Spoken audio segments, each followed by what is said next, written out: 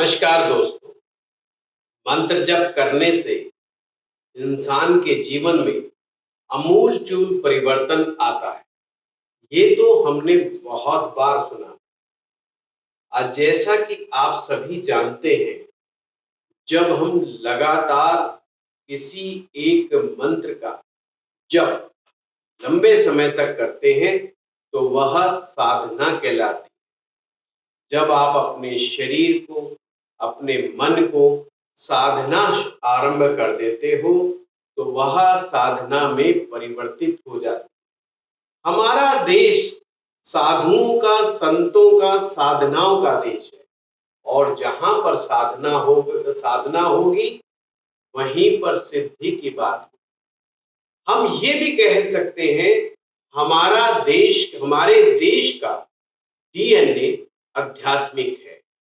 आध्यात्मिकता में साधना के साथ सिद्धियां जुड़ी हुई होती। हमारे देश में सिद्धि प्राप्ति अपने आप में एक बहुत श्रेष्ठकर कार्य माना जाता है। खास करके साधना जगत में, आध्यात्मिक जगत में ये श्रेष्ठ चीज मानी जाती है। जब हम बात सिद्धियों की करते हैं, वैसे तो अनेक प्रकार की सिद्धियों का उल्लेख हमारे शास्त्र में, हमारे ग्रंथ में दिया हुआ है, परंतु आज मैं बात करूंगा अष्ट सिद्धियों की। जी हाँ, ये 8 प्रकार की सिद्धियां होती हैं। ये 8 सिद्धियां हमारे हनुमान जी के पास सिद्ध थी। हनुमान जी जो कि हमारे जनमानस के हृदय में वास करने वाले देवता हैं। हिंदुस्तान का कोई ऐसा कोना आपको नहीं मिलेगा, कोई ऐसा शहर, कोई ऐसा गांव, कोई ऐसा स्थान ना मिलेगा जहां पर हनुमान जी की पूजा ना होती। जैसा कि मैंने कहा, हनुमान जी हमारे देश में जनमानस के हृदय में वास करने वाले देवता हैं। आइए हम थोड़ा सा असिद्धि के बारे में बात करते हैं। जैसा कि शब्द है सिद्धि, सिद्धि शब्द का सामान्य अर्थ है कि वह अद्भुत, आध्यात्मिक और पारलौकिक शक्तियां जो तप और आध्यात्मिक साधना के द्वारा प्राप्त की जा सकती हैं। अमरकोश और योग दर्शन में सिद्धियों को विभूति और भूति और संपत्ति के समानार्थी भी बताया गया है। यह ईश्वर प्रदत्त शक्तियां मानी जाती है, यानी कि जब भगवान की कृपा किसी पर बरसती है तो ऐसी सिद्धियां प्राप्त होती है। दर्शन शास्त्र और तांत्रिक ग्रंथ में भी अनेक प्रकार की सिद्धियों का वर्णन है। इन जिन 8 सिद्धियों के बारे में हम बात करते हैं उन्हें अष्ट सिद्धि या अष्ट ऐश्वर्य भी कहा जाता है। अमर कोश में इसका उल्लेख इस प्रकार से मिलता है: अणिमा, महिमा, चैव, लघिमा, गरिमा तथा प्राप्ति, प्राक्याम्य, मिशित्वम, वशित्वम, चाष्ट सिद्धे। ये 8 प्रकार की सिद्धियों के नाम दिए हुए हैं। सबसे पहले हम बात करेंगे अणिमा सिद्धि की। अणिमा वह शक्ति है जिसके द्वारा साधक अपने अस्तित्व को इतना सूक्ष्म बना लेता है कि वह अणु के समान छोटा हो जाता है। अब अणु से ज्यादा छोटा क्या है? अणु के समान छोटा हो जाता है। इसका अर्थ केवल अपना शरीर छोटा करना नहीं, बल्कि चेतना का आध्यात्मिक संकेंद्रण भी है। यह सिद्धि सूक्ष्म जगत को प्रत्यक्ष अनुभव करने की क्षमता मानी जाती है। सूक्ष्म जगत को प्रत्यक्ष रूप से देखने की सिद्धि, स्वयं को अत्यंत लघु अणु आकार में स्थित करना इसका मुख्य बिंदु है। सूक्ष्म ऊर्जा, सूक्ष्म वस्तु, सूक्ष्म स्तर के ज्ञान को समझना, छोटे से छोटे ज्ञान को भी बड़ी गहराई के साथ समझना, सूक्ष्म से सूक्ष्म ऊर्जा को भी महसूस करना और सूक्ष्म से सूक्ष्म वस्तु का भी अनुभव करना इस सिद्धि की खासियत है। चेतना का संकेंद्रण और उस पर पूर्ण नियंत्रण, ये इस सिद्धि की आवश्यकता है। पौराणिक उदाहरण इसमें कहां पर पता चलता है जहां पर अणिमा सिद्धि की बात हुई है। भगवान श्री कृष्ण महाभारत में विराट रूप दिखाने के साथ साथ अणु रूप धारण कर भक्तों को दर्शन देते हैं। हनुमान जी लंका में सीता खोजते समय अपने आकार को इतना छोटा बना लेते हैं कि वह दिखाई नहीं देते। हनुमान जी ने के पास ये 8 स्थितियां थी। दूसरी है महिमा।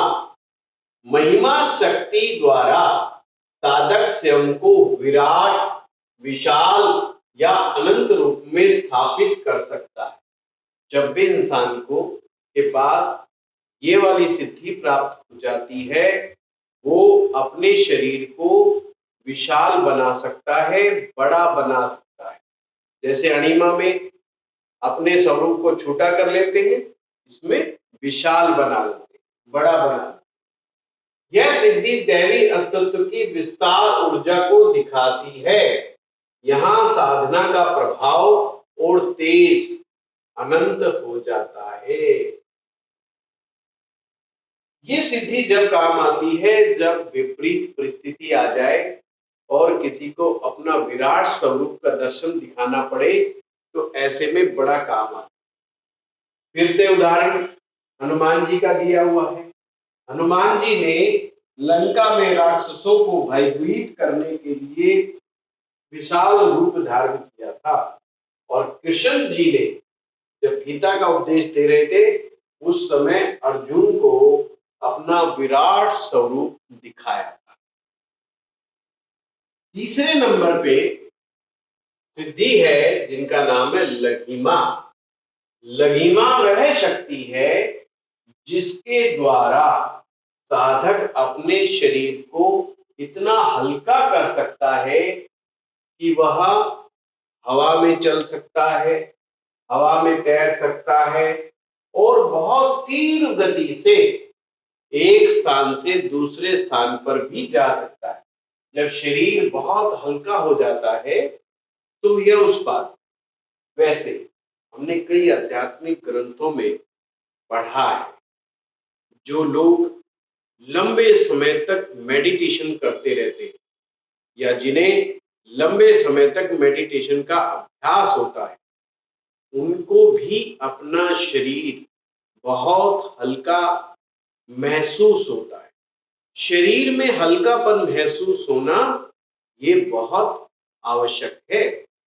जो लोग तप करते रहते हैं, जो लोग जप करते रहते हैं, जो लोग मेडिटेशन करते रहते हैं, प्लस ये ध्यान रहे सात्विक भोजन, कम से कम भोजन करने वाले लोग भी हल्कापन महसूस करते हैं। पर जो लोग इसको सिद्ध कर लेते हैं, उनमें ये शक्ति आ जाती है। शरीर का भार अत्यंत हल्का हो जाता है इस सिद्धि से।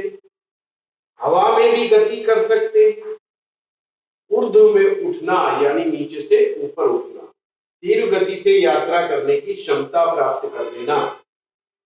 हम सभी जानते हैं हनुमान जी लंका की उड़ान समुद्र को लांघ करके इस लघिमा सिद्धि का ही उपयोग करते हैं।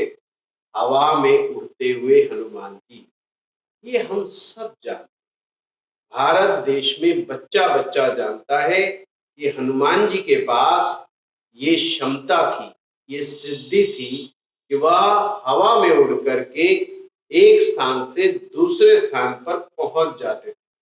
वैसे तो ये हवा में उड़ने वाली जो सिद्धि थी, ये बहुत सिद्ध योगियों और देवी देवताओं के पास भी उपलब्ध थी। पर यहाँ पर मैं हनुमान जी का विशेष जिक्र इसलिए कर रहा हूं क्योंकि हनुमान जी हम सभी जनमानस के हृदय में वास करते हैं। नारद मुनि जी तो एक लोक से दूसरे लोक, दूसरे लोक से तीसरे लोक हमेशा भ्रमण करते रहते थे। तीनों लोकों में वह भ्रमण तुरंत गति से, तीव्र गति से एक स्थान से दूसरे स्थान पर पहुंच जाते थे। नारद मुनि जी अक्सर एक लोक का समाचार दूसरे लोक तक पहुंचाने में इसी सिद्धि का उपयोग करते थे। अगली सिद्धि है गरिमा सिद्धि। गरिमा शक्ति से साधक अपने शरीर या अस्तित्व को इतना भारी कर लेता है। अब हैवी की बात हो रही, अभी हल्केपन की बात हो रही थी, अब हैवीनेस की बात हो रही है। इतना भारी कर लेता है कि कोई भी शक्ति उसे हिला नहीं सकती। यह स्थिरता, दृढ़ता और महाभार के समय आवश्यक अचल शक्ति का प्रतीक है। इससे क्या क्या लाभ होते हैं? व्यक्ति का शरीर का वजन अनेक गुना हो जाता है और उसको कोई कितना मर्जी हिलाने का, डगमगाने का यदि प्रयास करे तो कारगर नहीं होता। किसी भी देव असुर द्वारा उसे हिलाया नहीं जा सकता, यानी इतना हैवी हो जाता है कोई भी उसे हिला नहीं सकता। हनुमान जी का पर्वत रूप स्थिरीकरण, जब भैरव ने उनका मार्ग रोका तब अचल पर्वत जैसे हो गए। भीम ने अपने शत्रुओं को जमीन पर स्थिर करने हेतु इस शक्ति का प्रदर्शन किया था। अगली सिद्धि है प्राप्ति, प्राप्त करने की शक्ति। प्राप्ति सिद्धि से साधक किसी भी स्थान, वस्तु या व्यक्ति को तत्काल पा सकता है। इसका अर्थ है इंद्रिय और मन की सीमा से परे जाकर जहां चाहे पहुंचने की क्षमता। यह ऊंचे स्तर की दिव्य पहुंच और अनुग्रह का प्रतीक है। यानी कि ऐसा योगी, ऐसा साधक जो इच्छा कर लेता है उसे प्राप्त करने में सक्षम होता है। जो सोच लेता है, जो इच्छा कर लेता है उसे प्राप्त कर सकता है। इच्छित वस्तु, ज्ञान व्यक्ति तक तत्काल पहुंच सकता है। में यहां तक कहा गया है अगर व्यक्ति, साधक कहीं पर भी बैठा है और उसे अपने गुरुजी से मिलना है, और गुरुजी कितने किलोमीटरों की दूरी पर भी क्यों ना विराजमान हो, वह इस सिद्धि के द्वारा अपने गुरु से मिल सकता है, अपने देवता से मिल सकता है, या किसी भी प्रकार की नॉलेज, ज्ञान प्राप्त करने की अगर ठान ले तो वह ज्ञान भी आसानी से प्राप्त कर सकता है। हनुमान जी संजीवनी ढूंढते समय विशाल हिमालय में पहुंच गए और उन्होंने वहां पर इसी सिद्धि के द्वारा संजीवनी बूटी को ढूंढ निकाला। इस तरह से हनुमान जी ने इस सिद्धि का उपयोग किया। अगली है प्राकाम्य सिद्धि। प्राकाम्य से वह शक्ति है जिससे साधक की इच्छा तुरंत पूरी हो जाए। ये इच्छा पूर्ति की, यह इच्छा सिद्धि भी कही जा सकती है। इच्छाओं का सहज रूप से सिद्ध हो जाना, बड़ी समस्याओं का तुरंत समाधान हो जाना, मनोरथों की सिद्धि होना, आप कुछ भी कह सकते। अगर ऐसा व्यक्ति किसी भी बड़ी, कितनी भी बड़ी से बड़ी विजडम कर ले तो वह सहज, सहज मैंने आसानी से वो पूरी हो जाती। मायने नहीं रखता कि उसकी जेब में कितना धन।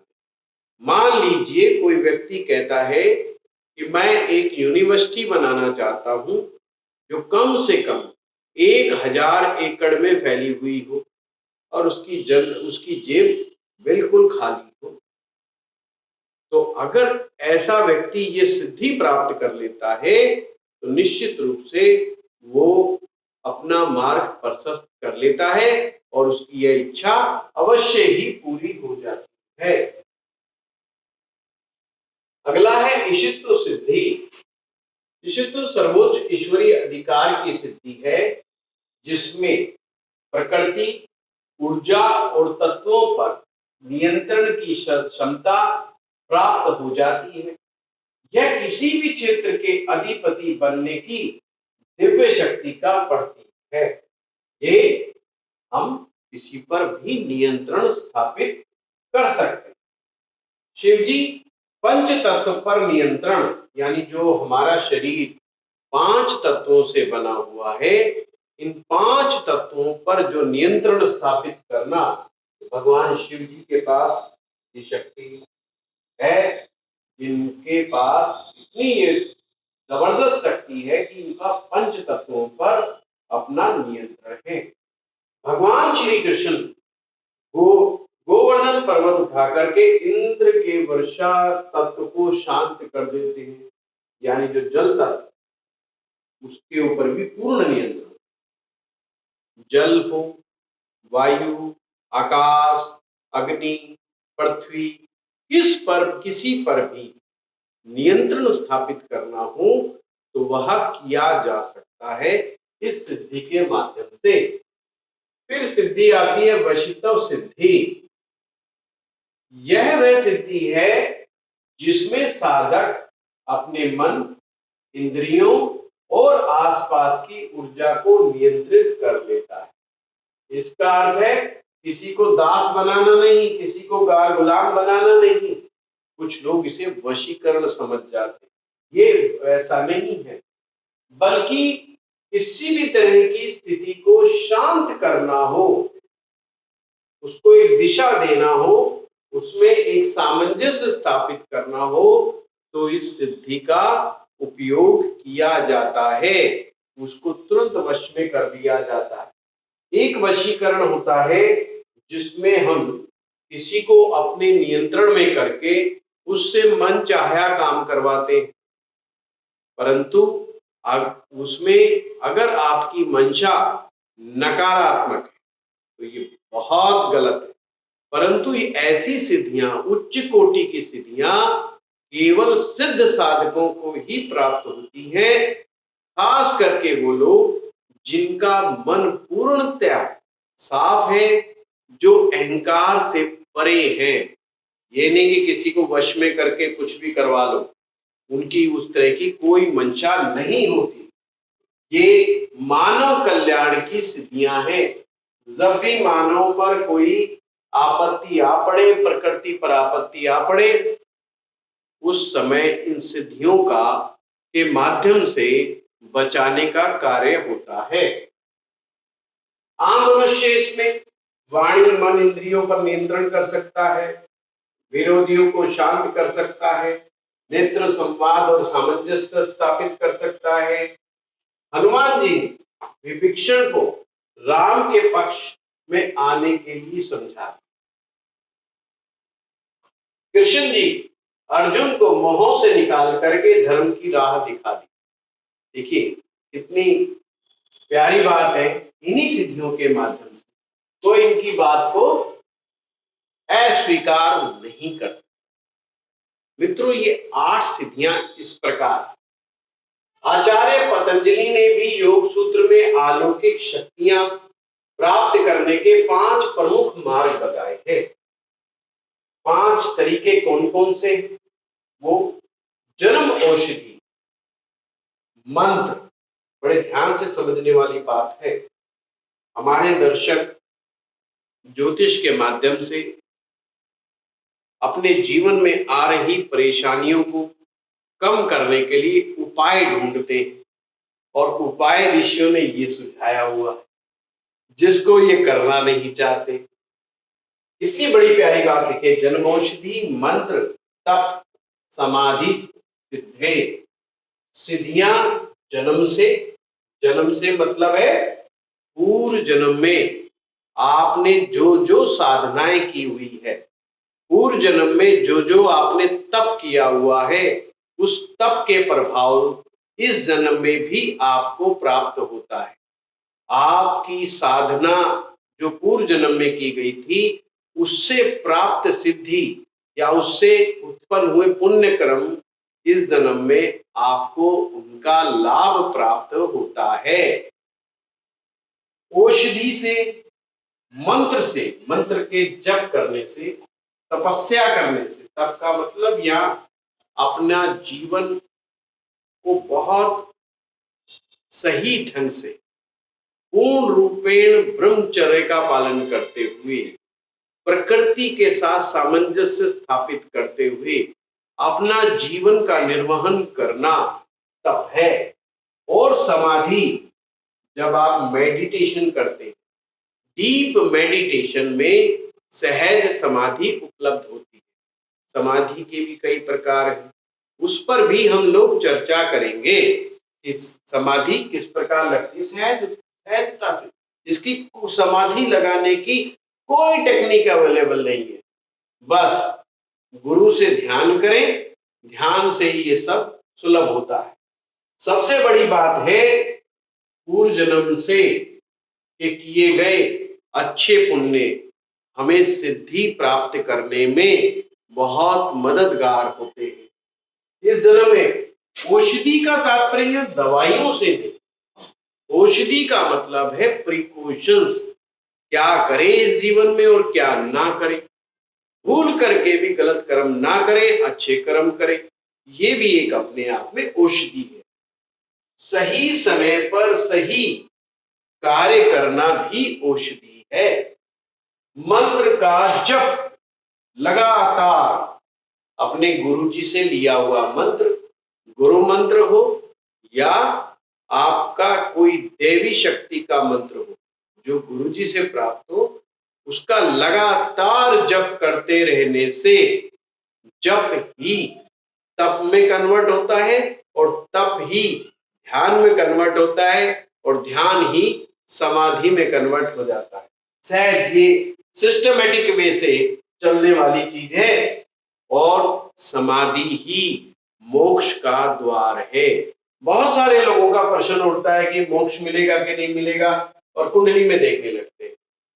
कुंडली से ज्यादा इस सूत्र को देखो, ये सूत्र मोक्ष का ही सूत्र है एक प्रकार से। ये जीवन मरण का जो सृष्टि चक्र है इसको समझने का तरीका है। तो ये चीजें मैंने आपको बताया कि किस प्रकार से आप जो है इस चीज को समझ सकते हो। मित्रों, ये जो सिद्धियां हैं तो बहुत दुर्लभ, दैविक कृपा से कुछ भी असंभव नहीं। ये आपके ज्ञान वर्धन के लिए आपको वीडियो बनाया था और हनुमान जी से चाहने वाले, हनुमान जी को चाहने वाले तो हमारे देश के कोने कोने में। आप अगर ये वीडियो देख रहे हैं और आप भी हनुमान जी को हृदय से पसंद करते हैं, हनुमान जी का नाम जप करते हैं, कमेंट बॉक्स में जय हनुमान जरूर लिखेंगे, हमें बड़ी प्रसन्नता होगी। आपने अभी तक पराविद्या फाउंडेशन को यदि सब्सक्राइब नहीं किया है तो तुरंत करें।